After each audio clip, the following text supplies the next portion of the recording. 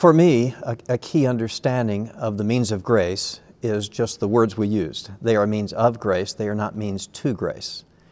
There are so many Christians who use the Christian disciplines, whether we're talking about prayer or scripture reading or fellowship with believers, and the communion time that we have, the sacraments, all those things that go into our fellowship with one another and with God. And we often think of those particular elements as being some form of barter with God. You know, I'll do this terrible thing. I'll read the Bible regularly and suffer through that so that God will be nice to me and the ogre in the sky won't hurt me. Now, that may sound impossible, but just listen to the way we talk to each other sometimes. Oh, I knew it was going to be a terrible day. I didn't have a long enough quiet time.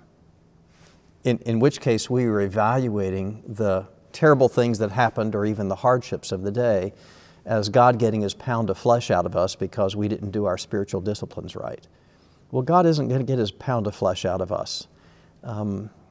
His wrath was poured out on Christ completely for my past sin, my present sin, my future sin. There is no more getting pound of flesh out of me.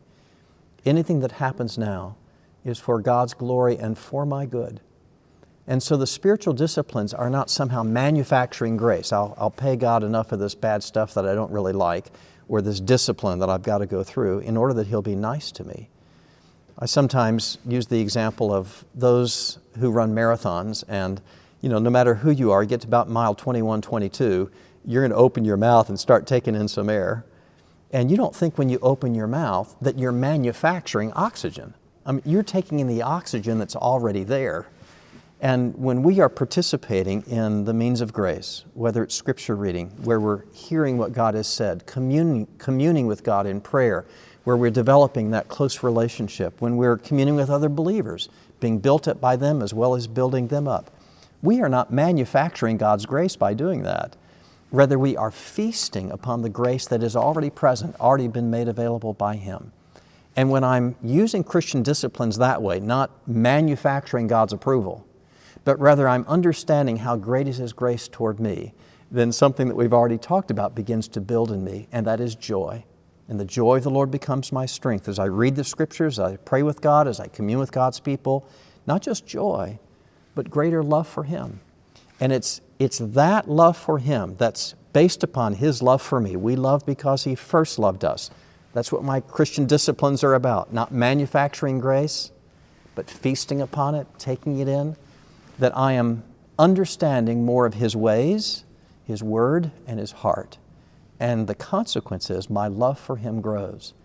As my love for Him grows, so does my willingness to serve, my desire to serve, my love to serve.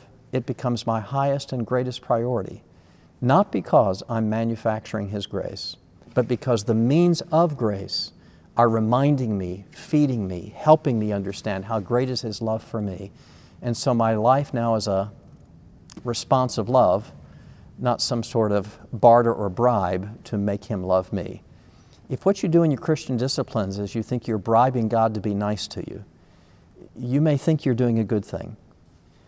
You're actually doing an awful thing. Christ is the affection of God spent in our behalf. To now think that we have to add to that is to say that the cross is not sufficient. When we are participating in the means of grace, simply to drink in the goodness, the greatness of God in our behalf, then what we're doing is we're truly honoring Him. Old rubric of preachers is the right things for the wrong reasons are wrong.